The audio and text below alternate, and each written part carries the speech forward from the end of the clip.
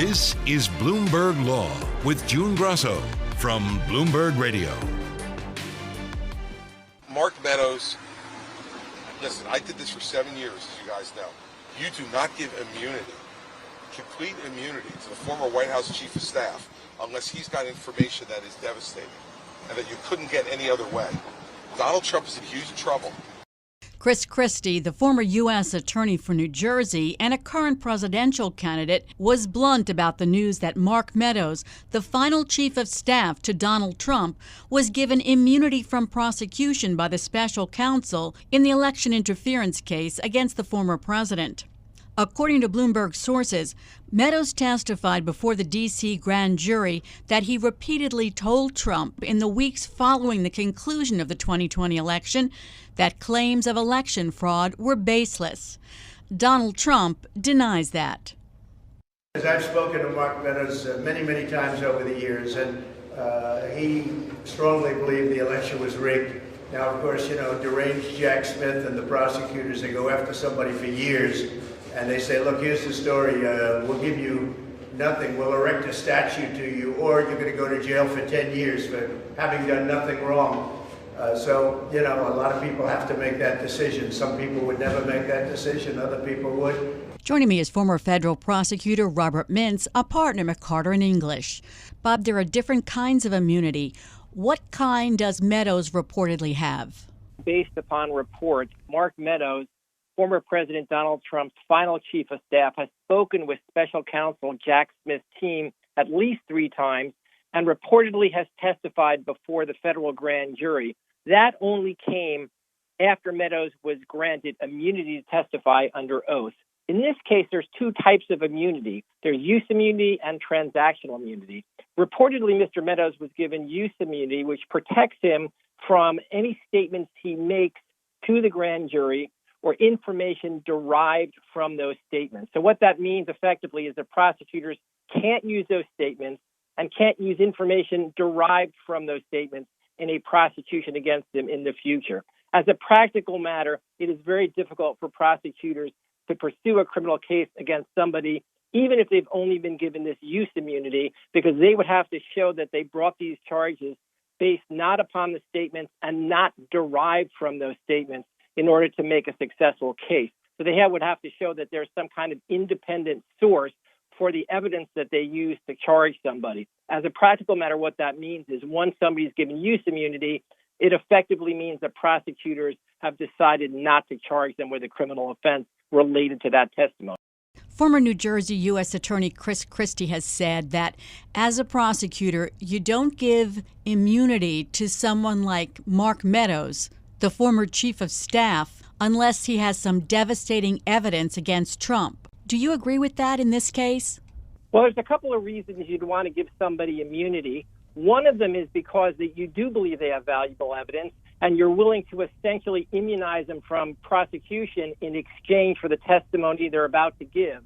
But there are also some other reasons why you would give immunity, and one of them is to lock in that testimony of that witness. So what would have happened if they had not given immunity to Mark Meadows is he would have gone before the grand jury and he would have asserted his Fifth Amendment right against self-incrimination and refused to answer questions. That would leave prosecutors not knowing what he might say at a trial down the road. By giving him immunity, they essentially forced him to testify because he could no longer rely on that Fifth Amendment right, and it forced him to go on the record under oath with his statements about everything the prosecutors asked him about related to January 6th, the events surrounding January 6th, and efforts to overturn the 2020 election. I mean, it does seem like Meadows has a lot to talk about. He was in this really unique position by Trump's side, seemingly a central player in efforts to overturn the election. So all those meetings we heard about inside the White House in the run-up to January 6th, he was privy to. He certainly was a central figure. As you say, the January 6th committee report placed him in the thick of a series of key meetings and actions inside the White House during the run-up to the U.S. Capitol attack. He was also on that infamous call with the Georgia Secretary of State where Trump said, find me 11,780 votes. So he is on the inside of many of the most controversial and critical aspects of the case that prosecutors are pursuing in federal court in Washington. Now, one thing may cut against the importance of his testimony. ABC News reported that investigators specifically asked Meadows if Trump ever acknowledged to him that he lost the election. And Meadows told investigators that he never heard Trump say that. Does that missing element make his testimony a little less valuable to prosecutors? Well, that's a great question, June. We really don't know how valuable Mark Meadows' testimony might be.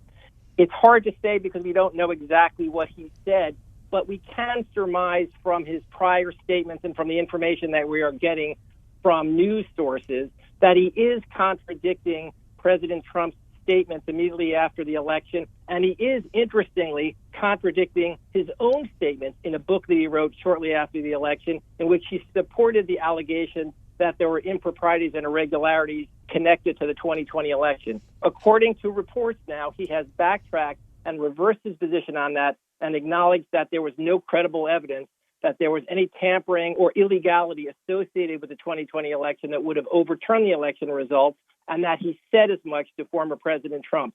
That goes to the heart of the Trump defense, which is the president's state of mind when he decided to pursue these attacks on the 2020 election results.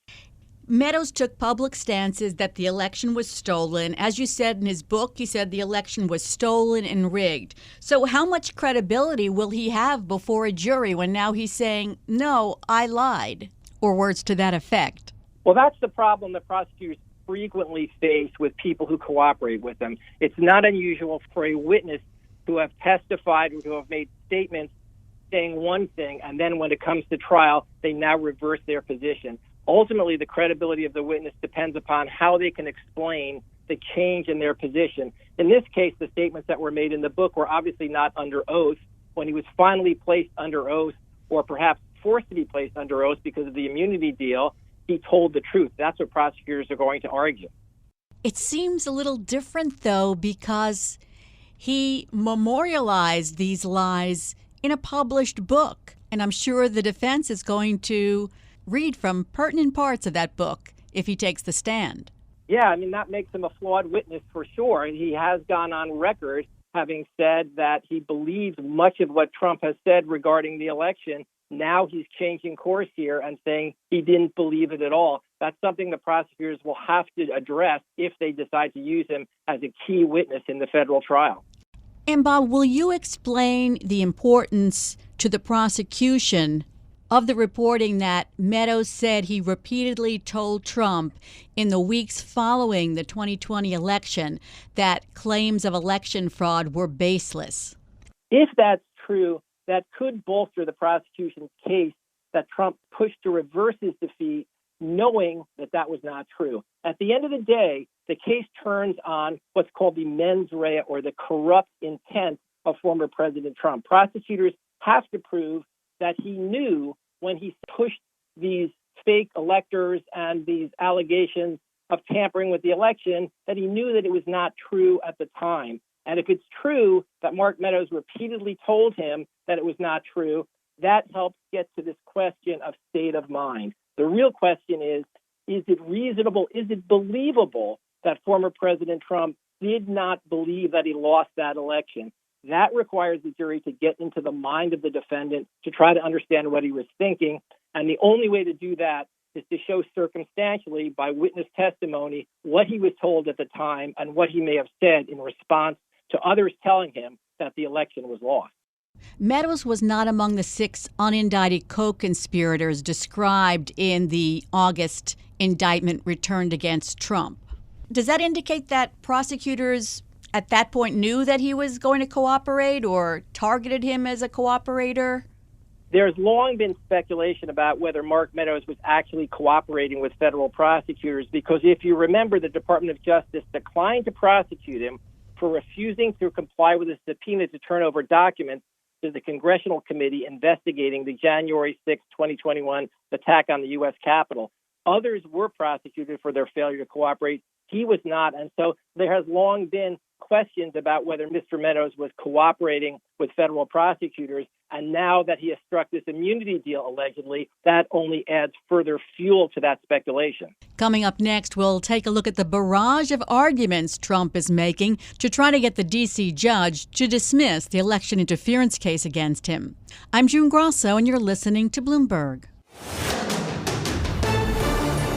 This is Bloomberg Law with June Grasso from Bloomberg Radio. Stunning news this week that Mark Meadows, the final chief of staff to Donald Trump, has been given immunity from prosecution in the election interference case against the former president and has testified before a D.C. grand jury hearing evidence in the case. According to Bloomberg sources, in his testimony before the grand jury, Meadows said he repeatedly told Trump that claims of election fraud in the 2020 presidential election were baseless. Trump has denied that on Truth Social, saying, quote, Mark Meadows never told me that allegations of significant fraud about the rigged election were baseless. The former president also addressed that during a break in the Manhattan trial where his business empire is at stake. But Mark Meadows always felt it was rigged. This whole thing was rigged. It was rigged and it was stolen. I've been talking to former federal prosecutor Robert Mintz of McCarter English. So, as you say, as part of the immunity deal, the evidence Meadows gives can't be used against him in a federal prosecution. But what about in the Georgia prosecution where he's a co-defendant? That's an excellent point, because the immunity deal that he has from the federal prosecutors only protects him from federal prosecutors using those statements in a federal prosecution. Does not protect him from the state prosecution that is ongoing in Georgia, where he is charged as the defendant in a RICO conspiracy to overturn the election. So it suggests to me that at some point he may also strike a deal to plead guilty in the case in Georgia, although that has not yet happened. If you were his lawyer, would you allow him to give evidence in a federal case, when he has jeopardy in a state case? Meadows was not indicted in the federal case in Washington that's set to go to trial in March, but he was charged alongside former President Trump and other top allies in the Fulton County District Attorney case in Georgia. There he was charged on RICO and conspiracy charges for trying to overturn the 2020 election results. And the interesting development here is by striking this immunity deal and being forced to give testimony in the federal case, will those statements ultimately be used against him in the case in Georgia? Under the law, there's nothing that ties the DA's hands in Georgia to not use that information. Federal prosecutors can be willing to give up prosecution of Mr. Meadows in a federal case and agree not to use his statements in any federal prosecution, but they cannot bar the DA in Georgia from using those statements. Are you surprised that so many people are flipping on Donald Trump? We have Mark Meadows. We have 4 people in Georgia, including 3 attorneys. And CNN is reporting that the Georgia DA is talking to 6 other defendants. Well, again, just to be clear, we don't know whether Mark Meadows has actually become a cooperator with federal prosecutors. It may be that he did, but we can't necessarily make that conclusion based upon the information we have. We just know that he's been given immunity and he's given testimony. We'll have to see where that case goes. But we do know that other individuals in the Georgia case have pled guilty and have agreed to cooperate, and that's always a bad sign for the defense. You always want a united front as a defendant. In this case, it was particularly useful for the Trump team to have a case go to trial before former President Trump went to trial in Georgia. That would have given him a preview of the state's case. It would have allowed them to hear the testimony from the state's witnesses and to use that testimony later on in a case against former President Trump. When all these defendants decide to plead guilty rather than go to trial, it deprives the defense of that advantage. Turning away from Mark Meadows, on Monday, Trump rolled out a new multi-pronged attack in the federal election obstruction case, making arguments based on claims of presidential immunity, selective prosecution, the First Amendment, due process, and more. Judge Tanya Chutkin to throw out the case against him, which is scheduled to begin on March 4th. Do any of the arguments seem like winners to you? We've seen former President Trump's lawyers unleash a barrage of defenses in the federal case that's set to go to trial in March. They have argued a number of defenses. I don't think any of them are likely to succeed before this judge. One of them is presidential immunity. We've seen that argument made time and again. Essentially what the Trump team is claiming is that former President Trump has immunity against charges for conduct that falls within what's called the outer perimeter of his presidential duties. The U.S. Supreme Court adopted that standard a long time ago to protect current and former presidents against civil lawsuits, but it's an open question about how that is affected by criminal prosecution. The Trump lawyers argue that a strong shield is necessary to empower presidents to make decisions in office without worrying about threats of future charges from political rivals. Prosecutors argue there's no support for this position in the Constitution or in any Supreme Court precedent, and they say it should be harder, not easier, for current and former office holders to claim criminal immunity because those prosecutions are meant to protect the interests of the public, not private parties.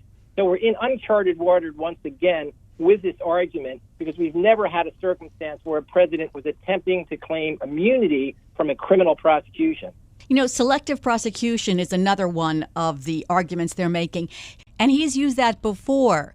For example, in the New York Attorney General's civil case against him. And listen to what he said outside the courtroom. This is a railroading that's all coming out of the Department of Justice. It's all set up by Biden and his thugs that he's surrounded with to try and sneak out an election victory that he's not entitled to win because he's been the worst president in the history of our country.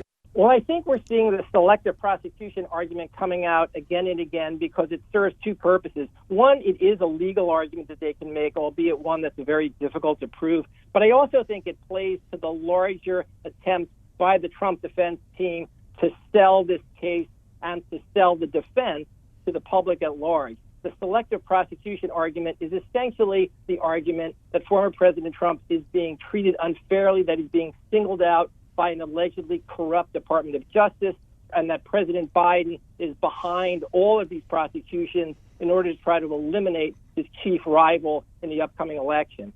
But the reality is that these selective prosecutions, from a legal standpoint, are exceedingly difficult to win.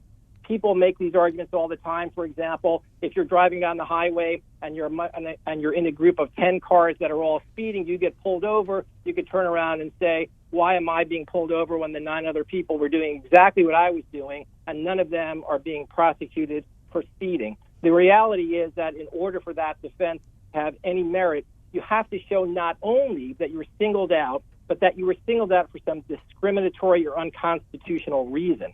Here, that's going to be very difficult to prove. Essentially, the defense would have to prove that there's a political motive for all these prosecutions and that President Biden is somehow behind these prosecutions. That's an argument we've heard over and over again, but not one that is likely to be well received by this judge.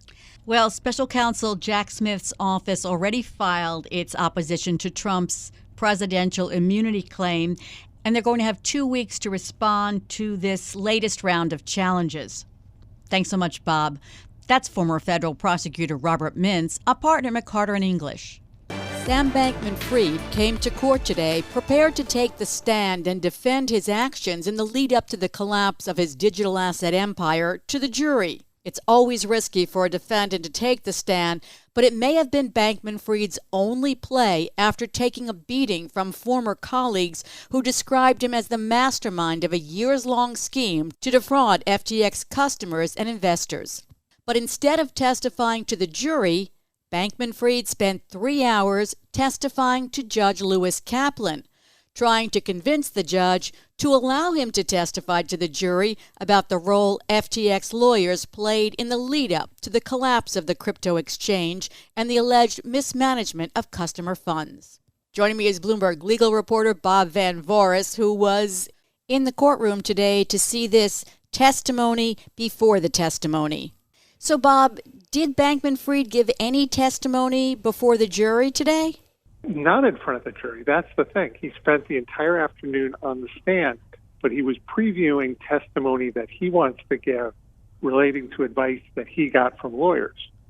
So Judge Kaplan is listened to the testimony. He's going to rule in the morning, what the jury gets to hear. They got sent home after lunch. This is something, advice of counsel, that the judge nixed, stopped the defense from using at the beginning of the trial in the opening statements. Well, yeah, that's the thing. The judge said that they couldn't bring it up in the opening statement, but that, when it came to the trial, when it came to actual questions, he'd rule on a case-by-case basis. So he told the parties that, rather than rule on objections after objections when they come up, he would listen to Bankman-Fried's testimony and let them know what was okay and what was not okay. That's basically what was a dress rehearsal for his testimony. So tell us what he testified to, some of the areas he testified to. So he got up and was asked on direct, basically about particular transactions that were problematic, that were part of the charges in the case. And, did lawyers advise him on that?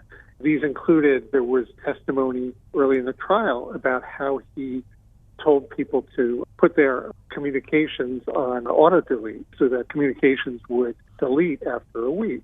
His side was trying to show that that wasn't sinister at all, but that it was part of a document retention policy, and that he was advised by lawyers and that lawyers were aware of this. Basically, the point that the defense is trying to get across is that he did things in the plain sight of lawyers, and so therefore he didn't have any intent to defraud people. So it's not really an advice of counsel defense so much as it's a sort of a take on that? Yeah, that's exactly right. They're not putting a formal advice of counsel defense where he would say, look, I ran this by my lawyer told me to do this, did it, therefore, even if it, was against the law, you can't prosecute me for that.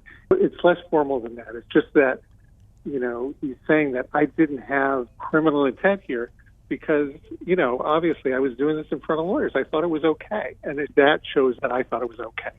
So Judge Kaplan has, it seems like with every major motion or question that's come up, Judge Kaplan has ruled against Bankman-Fried.